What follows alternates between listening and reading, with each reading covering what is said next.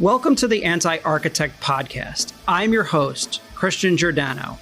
As president and owner of the architecture and design firm Mancini Duffy, I am driven by a quest for disruption and radically changing the architecture industry through tech-first innovation. With this podcast, I am hoping to improve the industry that I am so passionate about by taking a critical look at how architects work with their clients and, in turn, how their clients view us. It's my goal to showcase all of these experiences, good and bad. Was it the architect or the client, or somewhere in between? Through shared experiences, stories, and projects, my hope is that we can improve our profession.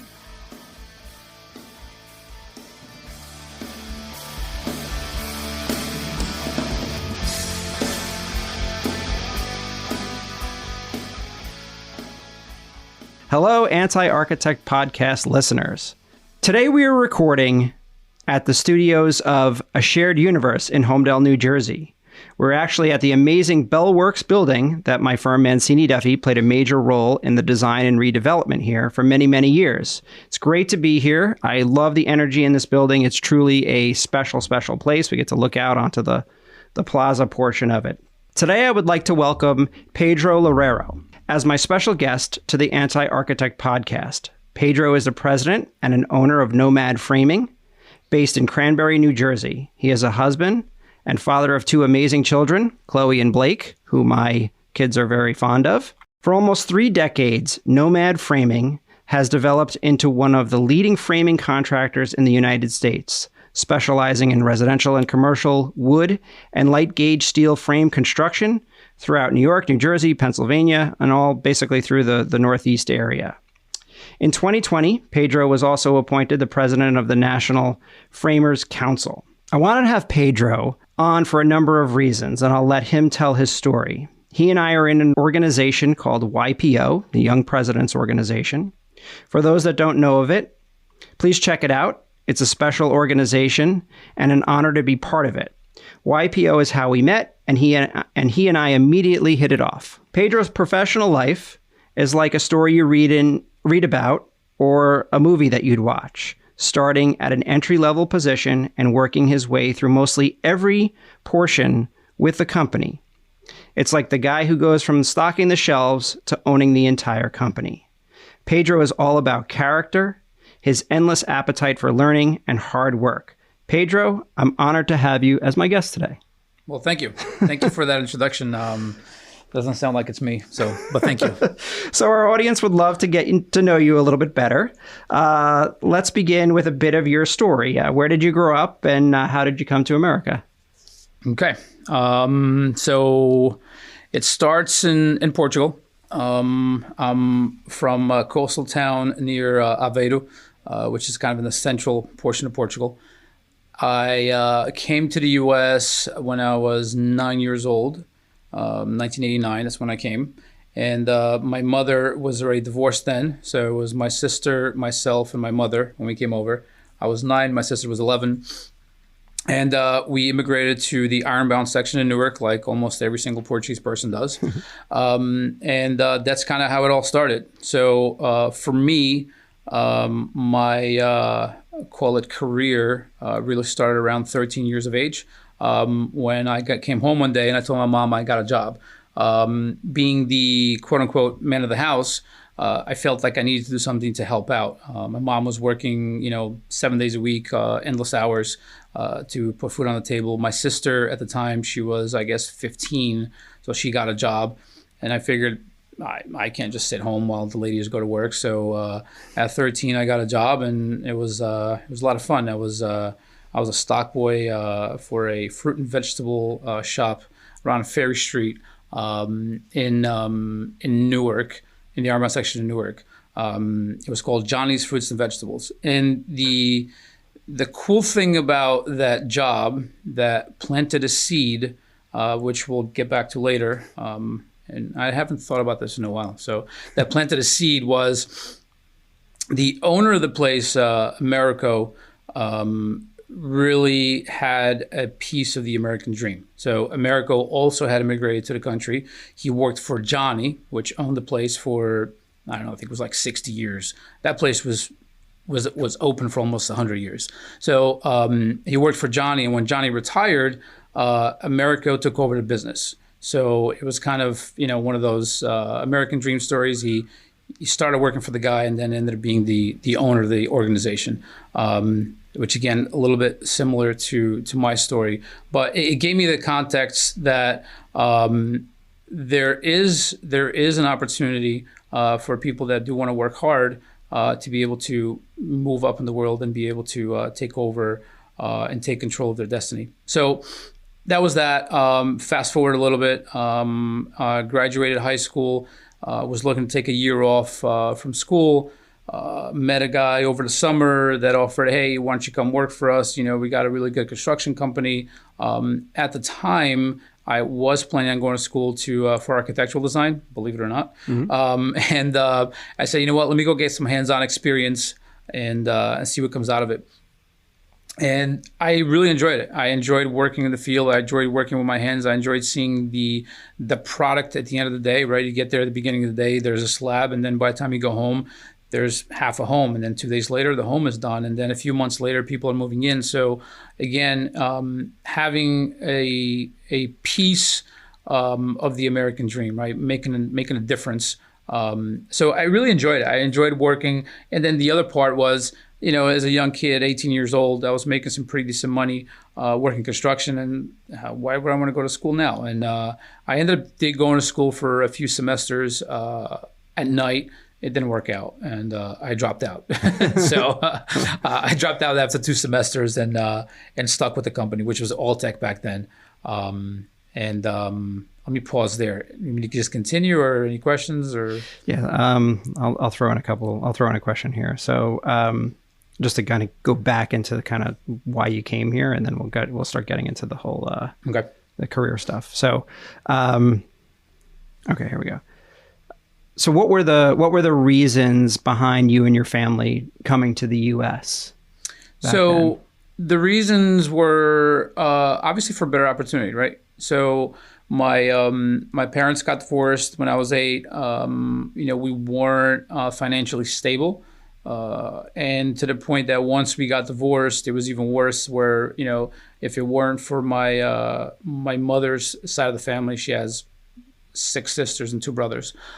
If it wasn't for that side of the family really assisting us, we probably would have been homeless.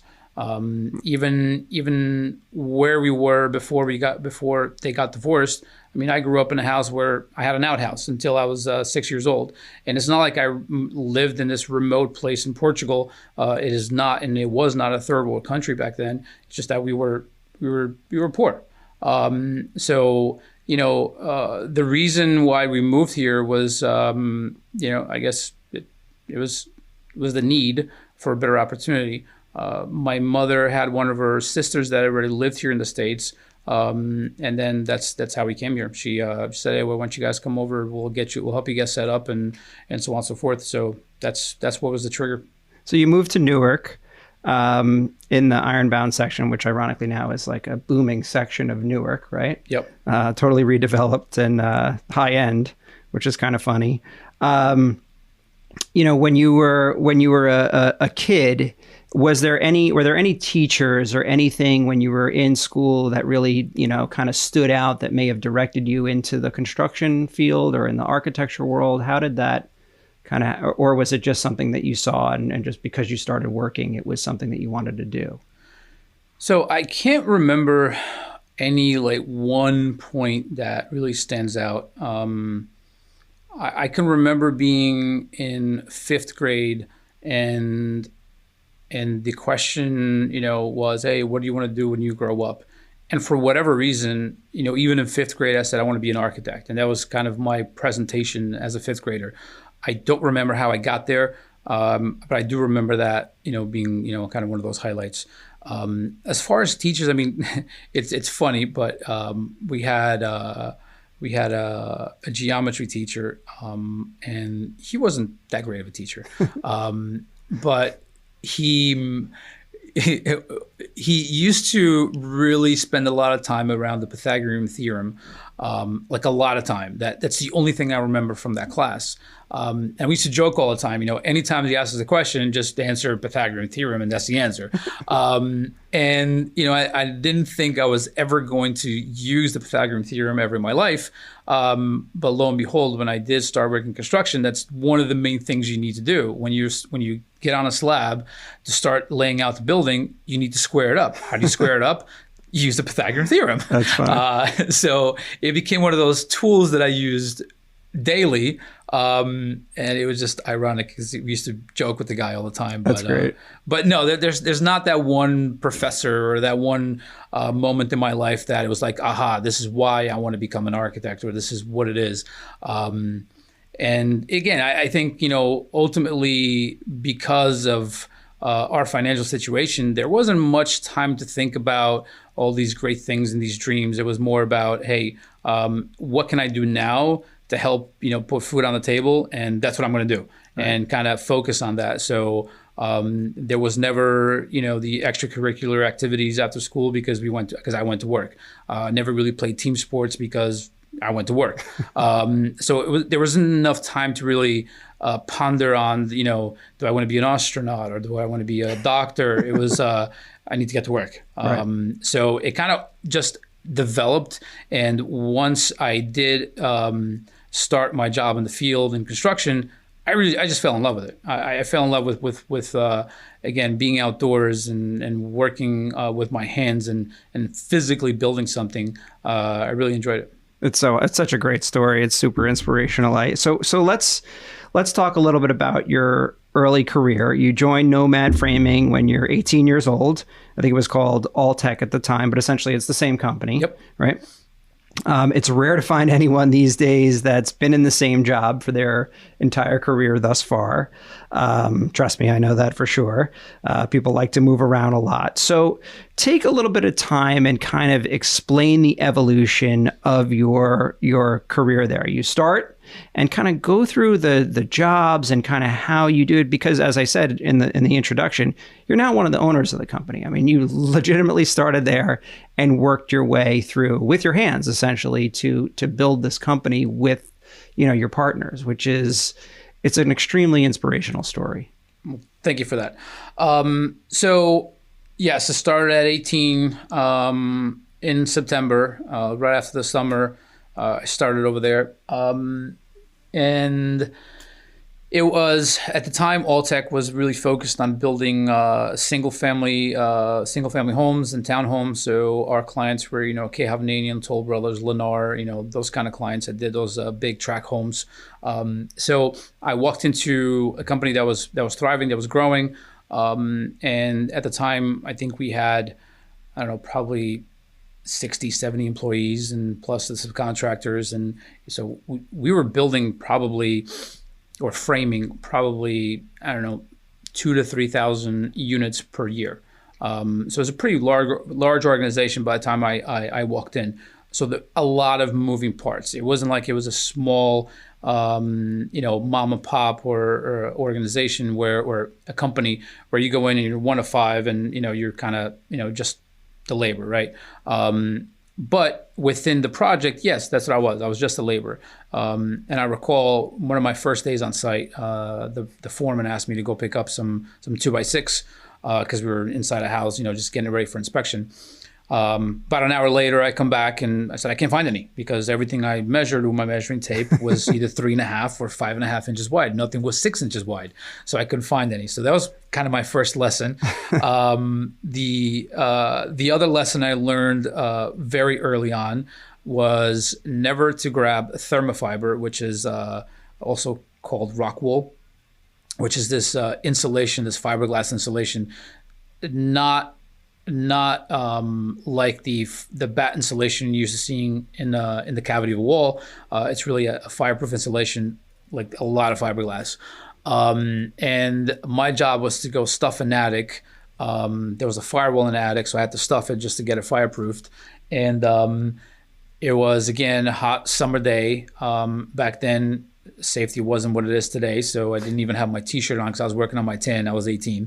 I put the rock wool or thermofiber on my back, crawled up into the attic, which in the attic at that point, in a nice summer hot day, it was probably 200 degrees. At least it felt like it was.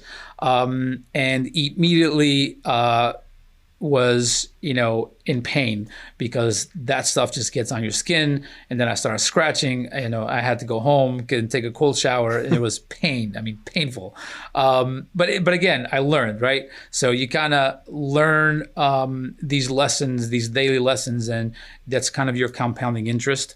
And that's how I started. Again, because I enjoyed it, and I guess by nature, I just enjoy learning. So every day I wanted to learn something new. So I kept learning and learning. So I became a carpenter probably about 9 months later, I became a carpenter. My responsibilities kind of, changed and grew. 2 years in, I was an assistant project foreman, running a couple of jobs. And then I had an opportunity, probably my third or fourth year with the company. There was a small project in Long Branch.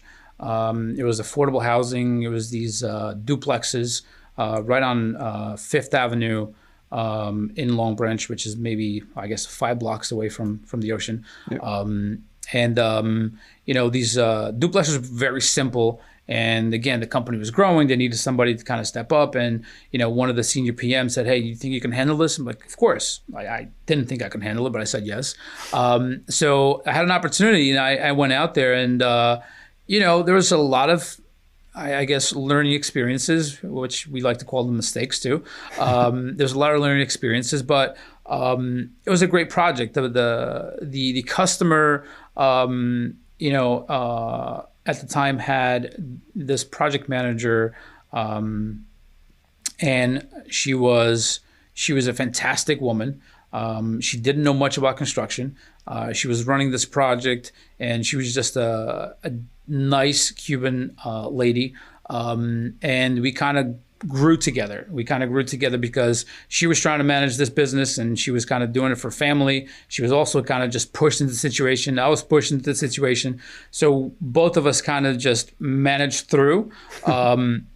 And got those buildings built, and it was a great experience. I enjoyed it, and I learned a lot. And from there, I then took on a few other projects that kind of grew from there, right? And I was able to be exposed to some other pretty large projects, and kind of put those notches on my belt. So you go from the guy that's putting insulation on your back, no shirt on, yep, to carpenter, to now running projects. And then, so what are the next steps? So what about how far in terms of years are you at this point? So I remember that period. It was right around 9/11. So if I started in 98, started in 98. So we're now in 2011. Okay. That's when I was a foreman. I was actually doing a project in West New York, right over the river. Right. So I was managing between finishing that project and doing a project out in South Amboy, also right on the bay. So I do remember that period that's kind of when I was starting to take the training wheels off and go on my own. And my first big project, I would say, was in South Amboy.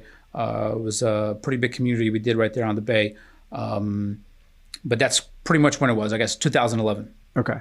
And then, so when does this start to transition into the management side of things? And knowing you a bit, you're the guy that also goes and finds the clients and finds the jobs and all of that sort of stuff. When does that transition begin to happen, and how does that happen for you?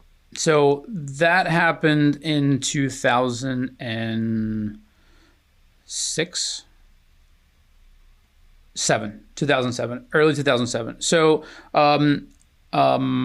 I guess it was 2001, not 2001. 2001. Yeah, correction there. So it's about around 2006, end of 2006 and 2007. So at this point, I had another 5 years of project management under my belt. I've delivered some significant projects by then, and I was really kind of growing up the ranks as one of the key project managers in the company. In 2007, there was an attempted coup at Alltech. So it was fun times. Four of the vice presidents and a bunch of the senior guys decided to get together and leave on the same day to go open up a new company to kind of steal the business away from Jalsa, which is the founder of Alltech and owner of Alltech. So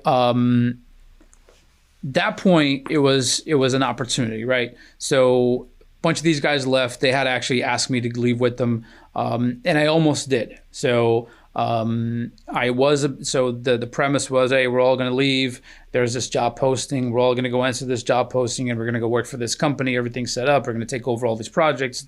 Alltech's going to go out of business, and we're going to be, Alltech 2.0 over there. So on D-Day, we were supposed to go and go to Alltech and hand in our trucks and our company phones, which back then were these big Motorola bricks, and then go and to this new job for to fill out the application and so on and so forth. So on the way there, I felt that at this point I had been working for Jalsa. He's my partner. More than that, and I'll get into that in a little bit. And I felt like I just needed to go and get his side of the story, right? These guys were claiming anything under the sun about Jalsa, and I just wanted to get his side of the story. So I stopped by the office, and I spoke to him, and an hour in having a conversation, I changed my mind. I was like, no, I'm not going there. I'm sticking it out with him. I'm going to stay here. What happened after that was a very difficult period.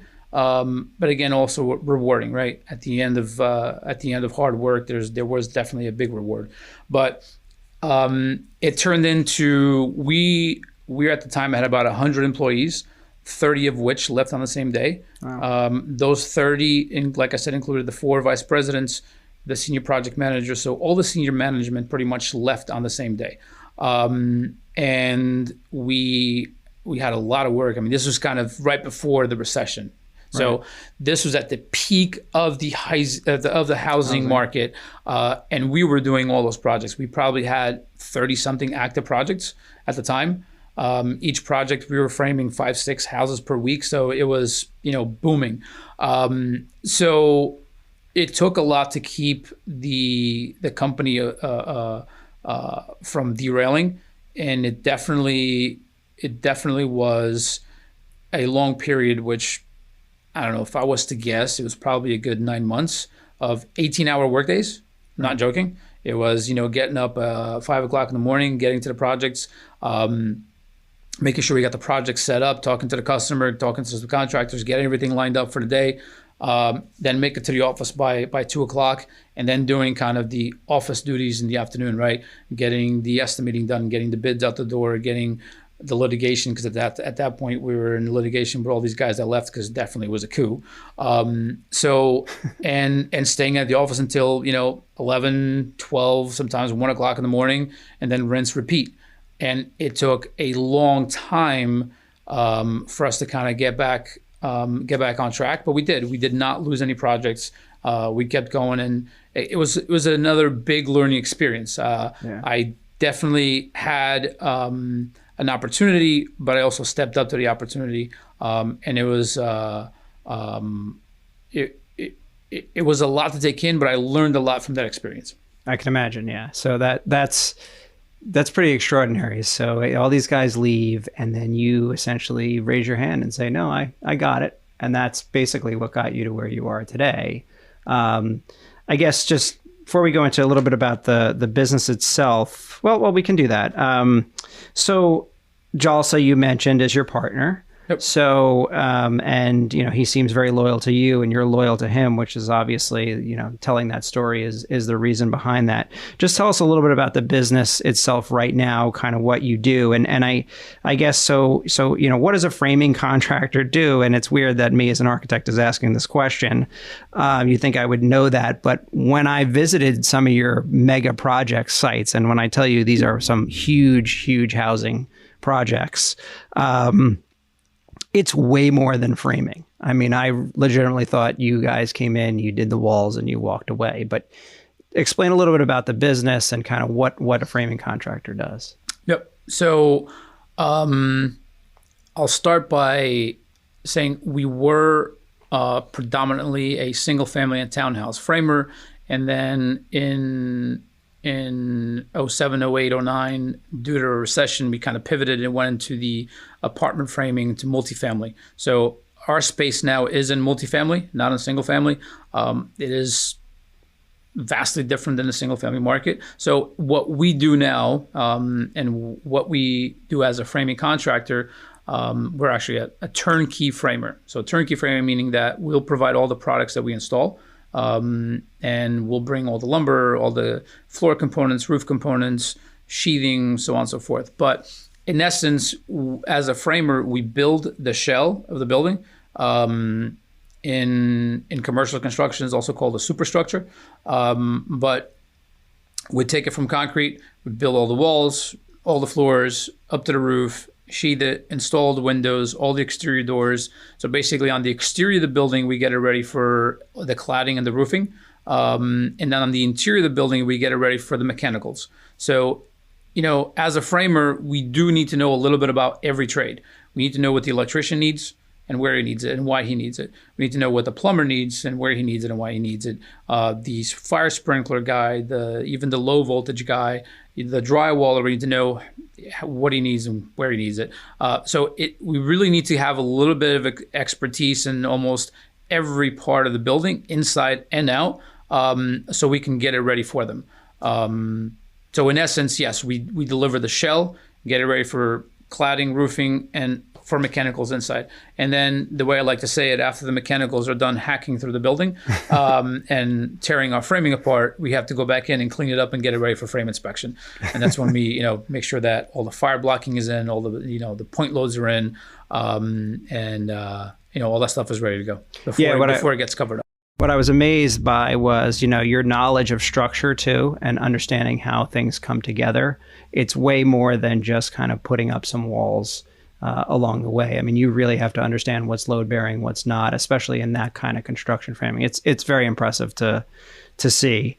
And so, I think your point of view, having worked in all the different, aspects of your company, as you've become really a leader and owner of the company, tell us a little bit about the company culture and the safety first approach that you guys have, because I think it's unique for a construction company.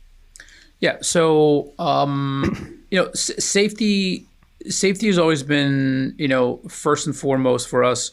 And I know a lot of companies do say that. A lot of companies, try to promote the safety first. But I think for us, we actually put our money where our mouth is. We're probably one of the very few companies that invest as much as we do in safety. We have our own OSHA trainer in-house. So, which is certified in OSHA 500 and 501 and 600. So we have our own OSHA certified guy in house. We do hire a third party safety inspector to come in and do audits on all of our projects. Nobody does that. All of our project managers, all of our employees are certified in OSHA 10 and OSHA 30 for our project managers. They're CPR trained.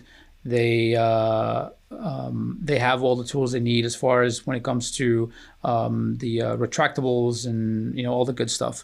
The other thing that we do as well is all of our project managers have a defibrillator in their trucks. Again, this is something that we do think about. What is the one thing that we're going to need in case of emergency? So again, there's a lot of little things that we do for safety, but every single one of our projects starts with a safety huddle at the beginning of the day.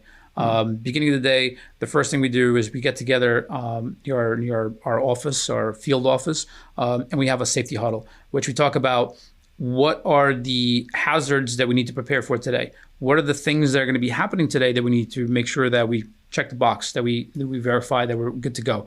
And it could be, hey, today we're going to be swinging a roof on the west part of the building. So let's make sure we have, our zone, taped off. Let's go up on the roof, make sure that we have all the scaffolding in place, all the safety rails in place, and who's going to be responsible to monitor the guys while they're up there and make sure that everybody's tied off. who's verifying the machine, and so on and so forth. Or it could be, hey, the temperature is pretty cold. There's got to be some ice around the project. Who's going to go around and make sure that we verify where there is ice, just so when somebody doesn't have a nasty slip and fall. So it could be anything from the catastrophic falling from a roof to you may slip, break your foot. It's still an accident, right? It's still an incident. It's still a lost time. So all those things we do put them into perspective and put them front and center every morning.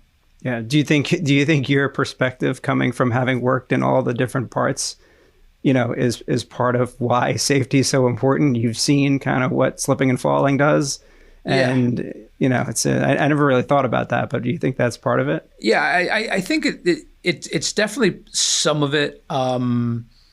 It's definitely some of it. The other part is, being out in the field and seeing what could happen. I've witnessed a few accidents in my career. Things that you really can't unsee. And then the other part is now sitting and looking at your insurance costs and looking at all those things, right? So you need to mitigate the risk for both those things, right? So you don't need to have that phone call at the end of the day, say, hey, your father's not coming home today, or your husband is in a hospital today. I don't want to have those conversations. I do not want to have those conversations. And the families of the people that work for us don't want to get that phone call either, right? So we need to do everything we can in our power to avoid that. And then on the other side, it's the business part of it. Insurance costs are one of the biggest costs that we have as contractors. So anything we do to mitigate both those things, we will do. Yeah, makes perfect sense. So just shifting gears to YPO a bit. How did you come to find out about YPO? It starts in Mongolia. Okay. So, yes. So Jalsa, Europe Shiro, my mentor, business partner, and a really great friend. We have an amazing relationship. So he runs a lodge in the Gobi Desert of Mongolia called Three Kema Lodge, and he has this company, three nomadic expeditions. They're a tour operator. They do tours out in Bhutan, Tibet, Mongolia, India, that part of the world. So he was interviewing for a COO position for the Nomadic Expeditions Mongolia office. And he was interviewing this guy that kept saying, yeah, I'm YPO and I'm this and that and YPO this and YPO that. And he ended up not hiring the guy, but he said, one thing I definitely got from it is that you should definitely look into this YPO thing. I said, okay. So I immediately went online, looked it up, seemed interesting. I filled out the application, sent it in, not really knowing anything about YPO. And that's really how it started, just by again, a lot of my life has been about sheer luck, I guess, or sheer chance. That's what it was. That's how I got involved with YPO. What do you think that YPO has done for you? Because I know what it's done for me, as a business leader, as a husband, as a father, and overall citizen. What do you think it's done for you? I don't think we have enough time to cover that today. No, I mean, in all honesty, and I say this often, but YPO has made me a different person. YPO has changed me as a person, as a leader, as a business leader, or and again at home, just all around. The value I've gotten on YPO is infinite. And our business grew about 100% since I joined YPO. It did not grow 100% because of YPO, but YPO gave me the tools to manage to not let the train derail. During that rapid growth, if it wasn't for YPO and all the support and everything I learned from YPO, the train probably would have derailed. Yeah. And for a guy like me that had a very short stint in college or secondary education, I didn't have all those tools. So I got, I guess, my MBA from being involved with YPO. We run a pretty large organization, and I barely have a high school diploma. My business partner Jalsa, similar. He did go to NJIT, he dropped out, but he's got that entrepreneurial fire in him, and we just kind of figured it out. But there's definitely been a few really good nuggets that I've been able to learn and pull away from YPO that has helped us establish, a really good, thriving organization. And then on the family front, it's been great for my family as well. They love it. My spouse is very engaged. Sonia's engaged. My kids love it as well when they hang out with your kids as well. Right, that's how they met. And then for me personally, the not only the friendships, but being in an organization where you have so many people that are so self-driven gives you that fire to really be even more driven. So I think just being in a room with those kind of people really push me to become better me. Wow. So I think what's funny is that, you talk about sort of the formal education or your lack of formal education, but to me, you are one of the most well-educated people I've ever met. I mean, I wouldn't go that far. the amount of reading you've done, the amount of books, the amount of research, the topics that I mean, to me, there's something to be said about that. You've sought it on your own, and you've done it your own way. And I mean, to anyone listening, it really is an extraordinary. Again, you've read more books than than I could ever read in a lifetime. And from that, I think it's really helped you grow as a person, but then obviously in business. Yeah, and I started reading later in life. And by that, I mean, only after I joined YPO, I really started reading. So up until I joined YPO, the only book I had read from cover to cover was A Stranger by Camus. And I really love that book. I read it in one sitting, and that's the only book I ever really read. And once I joined YPO, it was really that experience that, the old saying, you can't see the forest from the trees. And that's what YPO did to me. It's like, you're so busy in the day to day, you're not looking at the big picture. Right. If your nose is to the grindstone, you can't really see what you're doing. So YPO did that for me. And I think Carmine Torella, which you know as well, mm-hmm. He's the one that actually, sparked that fire, the reading. And I can say, yes, I haven't looked back since. I mean, it's definitely something that it's become an addiction more than a habit, to just keep reading, keep learning. And I enjoy it very much. That's awesome. I love the architecture profession. There are so many wonderful people, so many interesting, innovative, and smart folks. And we get access to people that most never even have an opportunity to meet in person.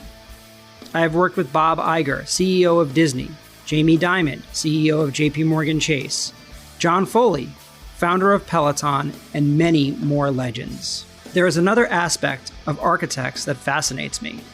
How do clients view us? How do they work with us? Those that work with architects either have a wonderful experience or a pretty bad one. Let's continue to listen to the lessons they've learned. And now back to the episode.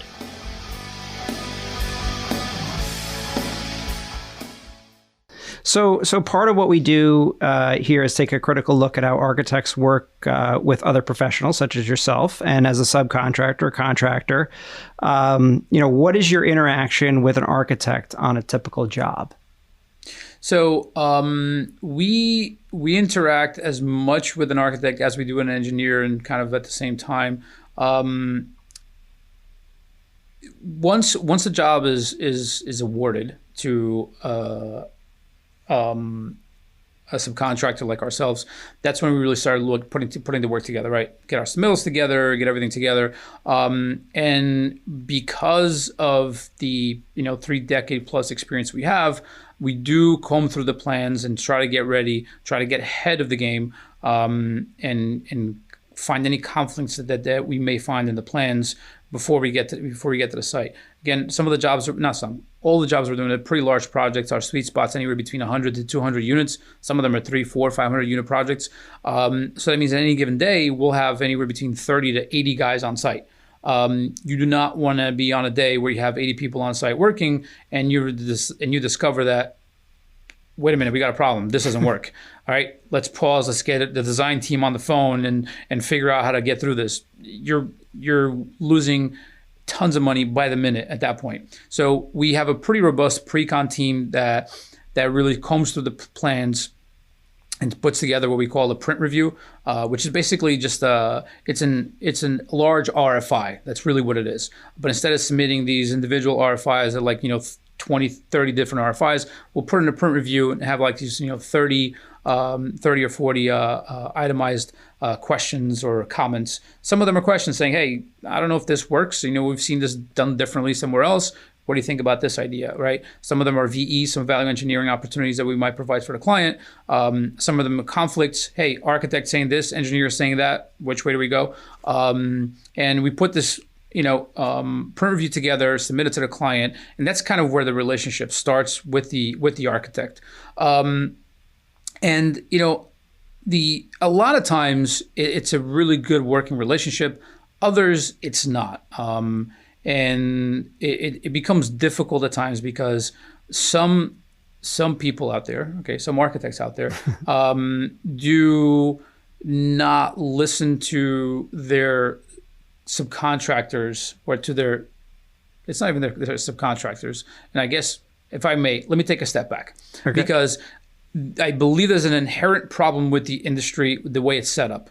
So for the projects that I work on, the owner, the owner developer is going to hire an architect and then is going to hire an engineer to design the product. They're probably working on these conceptual drawings and this project for about a year until they decide, you know what, let's go look for a general contractor or a construction manager to build this for us. Then they go and put this out to bid to 3, 4, 5 different general contractors. These general contractors will put this out to bid to 10 contractors for each trade, and it's a bidding war all the way through, and somebody's going to make a mistake along the way, be the low bidder or get it, and then the GCs are going to take that low bid, and he's going to be the low bid, and he's going to get it, and so on and so forth. But by the time the general contractor gets involved with the project's about a year old already, right? Yeah. The architect has been working with the owner for quite some time on these concepts. They probably have design development plans. They probably have some construction drawings already put together. I mean, there's a lot of hours that are built into this project. And I already. guarantee you, by the way, the architect has blown their fee already on that, so they're out of money. Exactly, and I get it, and that's why the model doesn't work. So by this time, the architect is fully committed. You're pot committed. These are the plans. You're going to build it, or good luck, right? But so the general contractor is stepping in at this point. The general contractor, for the most part, they're a manager. They're going to hire the professionals, the subcontractors, to build the project, whether it be the mason, the framer, the drywaller, the electrician. So those are the guys that are the experts in the product, right? Yeah. So by the time the general contractor bids this out and gets everybody involved and awards the project, we're looking at a year and a half down the line. Those plans are probably permit set or construction set. That means that the architect, the firm, and the engineer, right, has dedicated over a year and a half and all of their budget, right, into this project. It's submitted to the township. It's a go. And all of a sudden, you finally have the experts looking at the plan saying, guys, we have a problem. Like, this doesn't work here. That's not going to work there. There's a conflict here. This is not how it's supposed to be done. And now, which I understand now, the architect is taking calls from this subcontractor saying, hey, your plans are screwed up. This is not going to work. Well, it's the last thing you want to hear, right? You've blown your budget. You're done. You've been working this for a year and a half. You're probably bored of the project already. Yeah, you're moved on to 5 other projects. Exactly. You've moved on. It's like, and a lot of times you see that frustration, and the architects don't give the subcontractors the time of day. Like, plans and specs, follow the plans. Hey, we have this question. What if we did this differently? Follow the plans. And we get that a lot. And I think there's an opportunity more so for the owner, the developer. if the process was a little different, right? If you bring in the experts a little bit earlier to collaborate with the architect, and on a lot of projects, with some of the clients that we've been working with for a long time, we do that, right? And it's a great experience when we're at the table early on. Hey, we have schematics. We want to sit down and talk about what's really going on in the market now. And it's a great experience, and we love sitting at the table when there's really drawings are on a paper napkin. It's like, hey, what are we doing here? And then we can say, hey, these are the great things that we're seeing out there. Because as a subcontractor, the benefit to us is that we see all different kind of plans, right? All different kind of drawings. We see the good, the bad, and the ugly. So we can definitely come to the table and say, hey, you know what? I've seen this project, and these were the details that we used. It worked great. It was amazing. It was easy. It was cost effective. And we can also say, whatever you do, don't do this. Right. We had to do this on a project. It was crazy. It was so expensive. It really didn't work. It created these issues for the plumber, for this guy, for that guy. And we can offer that advice, that point of view. And I just think that there's a big opportunity missed on the owner side, and also on the design team side, to be able to get the professionals, the guys that are really in there every day doing the work, in early to help design the project. But I think it's more so the way that the system is set up, right? Yeah. The way the system is set up puts us at odds from the beginning. Because by the time I'm starting on the project, you guys are done, and you don't want to be bothered. Leave me alone. I'm on to something else. Yeah, you're absolutely right. And for good or for bad, it really has to start with the client. The client's got to be the one to dictate that process and say, hey, we're going to do it differently. There are other processes. There's IPD. There's other delivery methods that when we work in that method, they're awesome, because it is exactly that. Everyone's at the table from day one. The pricing from a general contracting point of view is figured out, so everyone understands it. And then yes, there's bidding that happens along the way, but it's now based in reality as opposed to this fictitious set. And I don't know why architects don't push that more. I think some of it may just be because they think that, no, they know how to do it and the contractor's just the guy who builds it.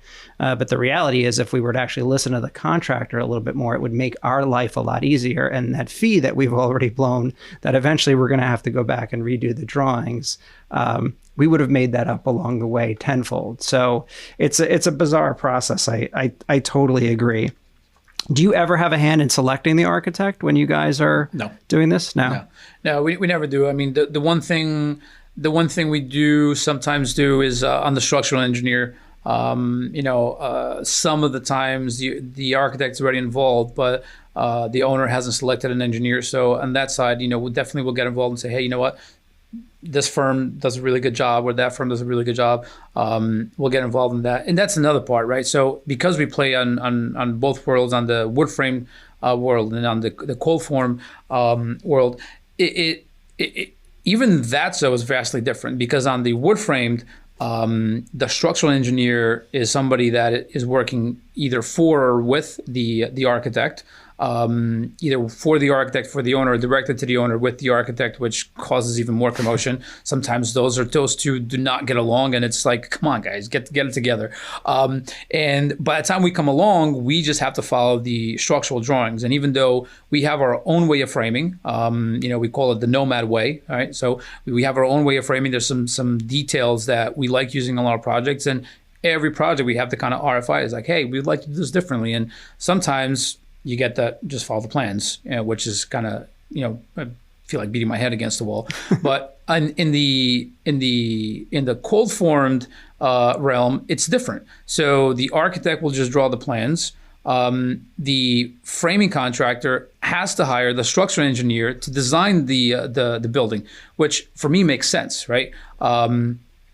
You want to be able to take control of what you're doing, right? And as long as you hire an engineer and you're responsible for the engineer and the engineer's license and so on and so forth, we can kind of take a little more control of the way we do things. Because again, after 3 decades in the industry, we do have some expertise, and we do have some details that we like to follow.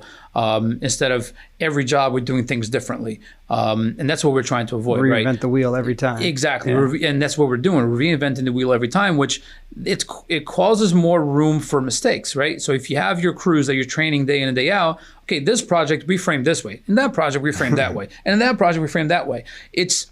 It's difficult. It's really difficult to get the quality of the work to a point where you want it when you're doing everything different on every project. So we prefer being in a position where this is how we frame, and yes, it's to code and so on and so forth, and everybody knows what we're doing. We'd be a lot more efficient and a lot better at what we do if that's the way it was set up. So what is the Nomad way of framing, if you had to put it in a sentence? So it's more than a sentence. So the Nomad way is a little different. So we are very cognizant of the environment. One of the things that we do put into perspective is, what can we do, right? What can we do to chip in? We stick frame all of our projects. We do not do, we don't use wall panels. So wall panels are built in a shop, put on a truck, delivered to the job, and then erected. The only product we buy already pre-assembled is the floor components and the roof components, because they do have to be assembled in a factory. So what we do in order to be as efficient and as efficient for the planet as possible, we set up shop on site. So we'll bring in condensed packs of lumber. So that means we maximize, or we minimize the amount of trucks that it takes to get all the raw materials to the project. And then we have a cut station on site where we pre-cut everything on the ground before we send it upstairs. For multiple reasons. So the reason why we do the condensed packs of lumber is, if you do buy wall panels, for every truck of condensed packs of lumber, you need 5 trucks of wall panels. Oh, wow. So that means there'd be 5 times more trucks on the road, 5 times more carbon emissions, so on and so forth. And not to mention the amount of room you actually need on site to store panels. It's 5 times more. Right. Yeah. Then the second thing we do when we set up our cut station on site is we prefab as much as we can on site, meaning all the headers, all the cripples, all the blocking, everything we can cut, we cut down below, so we can maximize or minimize the amount of waste that we have on the product. If we just put the condensed packs of lumber up on the 2nd, 3rd, 4th floor and let our subcontractors go to town, you have an enormous amount of waste. We control that waste on the ground by having our own people doing all the cuts. We have a itemized cut list, exactly what we're supposed to cut, and even if we send, for example, a 20-foot beam out there, we know we're going to get, 110, and an 8, and then, a 2, whatever it may be. So we have the list already predetermined on every piece that's going out, how we're going to cut it to maximize the length of the wood. So to minimize the amount of garbage that ends up going to the dump.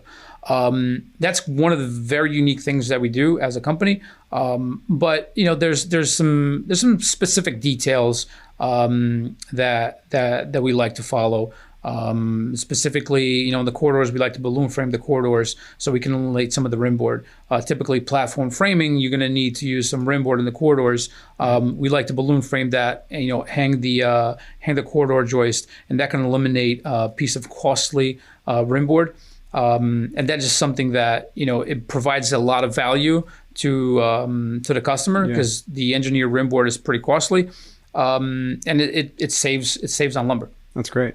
So you essentially create your own factory at each site, right? And basically pre-assemble, which is an interesting idea, because all you hear right now is prefab. But I never thought of it that way as, I guess if it's prefabbed, you now have to get all that to site. It's way bigger. And you've got to store it there, and then you've got to stage it, and then you've got to assemble it. Where you're right, if you bring the factory to the site, you can now recreate that experience with that same level of precision, but you're doing it at your own pace and your own rate, which is pretty awesome. So with that, what do you think the opportunities for technology are in your business specifically, and in your process? So I mean, every day there's something new out there, right? So I mean, it's difficult to say what they are, other than they're numerous out there. So in the sense that we were just talking about, this on-site cut station or mill station or on-site factory. Yeah, I mean, there's BIM is obviously playing a big role in our industry, in our sector, and we're actually toying with the ideas of figuring out how we can do the BIM models to be able to create that cut list for us to be able to do that on site. So we can again maximize on every piece of lumber that we buy for the project, so we can minimize the amount of waste.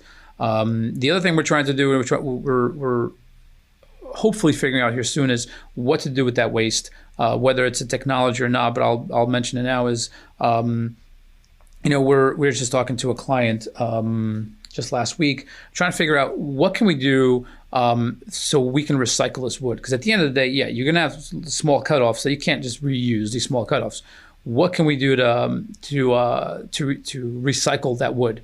One of the thoughts, one of the things we're looking at now to try to really create kind of a net zero effect on the project is if these cutoffs were then used for the mulching for the project. So everything that gets all the wood, which is a renewable resource. I mean, they're crops, they grow just like corn. It takes a lot longer to grow than corn, but that's what it is. And if we can, out of the cutoffs of the wood that we use, if we can mulch it, reuse it on the project, and kind of everything stays on the project. So kind of like a net zero impact. That's great. For the project. That's great. Yeah, that's exciting. It is, but right now, nobody wants to be bothered with it. It's like, what am I going to do with it? How am I going to go pick it up? I'm like, come on, let's put our heads together. Let's figure it out. Because that wood is end up going to the dump, and it's. Well, based on some of the new legislation that may happen, they may be forced to grapple with this kind of stuff. So. Yes, they may. but again, if you walk on a construction site and you just look around, you can see the enormous amount of waste that happens on every single project. It is beyond ridiculous. We just finished building our house, and that's one thing my wife said all the time. As she was stopping by, every other day during construction projects, like, what's all this garbage? Why are they throwing that in the garbage? Why aren't we picking that up? And for somebody with a fresh eye, that's exactly what happens. For all of us that are calloused to what we've seen over the last decades in the industry, you just kind of like, it is what it is. Yeah, there's a pile of stuff that's going to end up in the garbage, and a pile over there is going to end up in the garbage. But they're all good products. So we in the industry need to do a much better job on figuring that out. Because right now we're not. We're just throwing in the dumpster. Hey, we need 3 more dumpsters today. Just throw in the dumpster. Yeah, and I agree. On a job site, a dumpster will be delivered fresh, and then an hour later it's full, and they're delivering another one, and you're like, holy crap. Yeah. Think about that. How many thousands and thousands of times that happens per day. That's a tremendous amount of waste. Yeah. So kind of bringing it all around, I like to ask this question: if you had to do it differently as far as your career, what might you have changed? Let me see. What would I have changed? I think the only thing I would have changed is be more open to education early on. I think it's kind of a weird thing to say, but I've discovered education later on in my life. And I'm only 40, so it's really not that later on in my life. But I've discovered education in my mid-30s. If I had given education a shot earlier in life, maybe it would have given me a little bit better edge. That's kind of the only thing that really comes to mind. I think I was a pretty good student when I was in high school, but it was, again, and the circumstances were different, right? So like I said, you were focused on surviving instead of thriving back then. So now I'm thankful to be in a position that I can think about how to thrive instead of survive. Education. Awesome. That's great. So last thing, kind of just a quick, you already mentioned the Mongolian travel. So I wanted to ask you real quick about Extreme Makeover. I know you guys had done that. Yep. Which I love that show. So what was that experience like? How did you guys get on that? And does it really happen in a week? Oh yeah. No, it's madness. So we did three. We participated in all three extreme makeovers that happened in New Jersey. Two of them we were just kind of like one of the framing contractors, and you come in, do the first floor and get out of the way. The other guys will come in. But the one we did in Camden, in I think it was '09. That one was a lot of fun. We did it with a partner, one of our clients at the time, J.S. Hovnanian. And we did a 3,000 square foot home in literally 7 days. So we had 100 guys and gals. We had 100 people there. And we framed a 3,000 square foot home overnight. We started at, it was either like 9 o'clock. Yeah, 9 o'clock at night. That's when it was the superior walls, so the prefab concrete walls that came in. And again, they do a lot of the stuff, right? On that one, yes, it definitely was prefab wall panels and that kind of stuff. But so the superior walls went in, they were tied in. As soon as they said go, it was like 9 o'clock, and we just rushed it. By 9 o'clock in the morning, we were done. Wow, By the time we were having quote unquote breakfast, they were putting shingles on the house. It was a lot of fun. It was really a lot of fun. The cool thing is, the cast kind of stays away. They're really in their trailers, and okay, Ty's coming out. Everybody stop. Give him the handsaw, and he's like, okay, get out of the way. Keep going.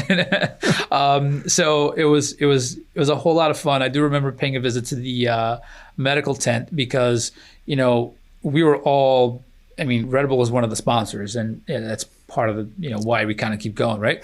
So after 3 or 4 Red Bulls in, and I'm walking on the second floor, getting everything ready before we deck it, and I was like, I don't feel so good. It's like, so I had to pivot to the medical tent, but everything went well. No, it was really rewarding experience, and yeah, it was a lot of fun. And yes, it definitely gets done in 7 days. That's insane. I thought that was total TV BS, but I guess. But it takes months in planning. Yeah, and I guess to that effort, right? That's what could happen, right?